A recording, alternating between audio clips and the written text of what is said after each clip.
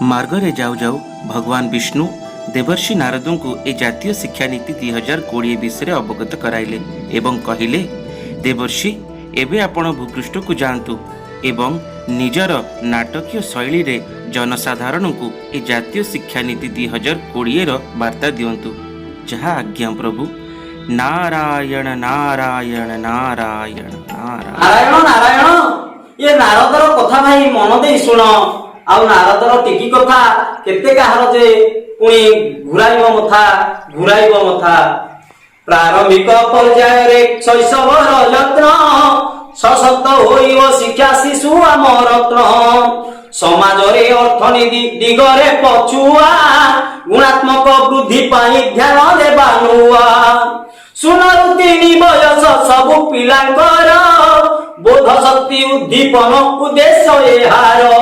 5 रु 8 बयस पिलांकर पाई शैक्षिक दिग प्रसरण रही रे तही।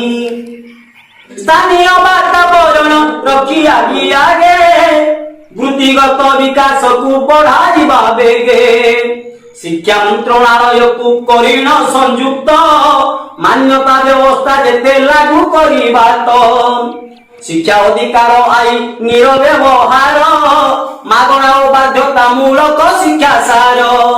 हेले धंदामूलक शिक्षा नवीकरण आम देशे हस खुशी भरी जीव जान। 2020 जातीय शिक्षा नीति शिक्षार विस्तार पाई मने दिए शक्ति। शिक्षार प्रचार और प्रसार होइबटी। नारायण नारायण सुंदर शिक्षा नीति को करंतु पालन। सुंदर शिक्षा नीति को करंतु पालन। नारायण नारायण नारायण।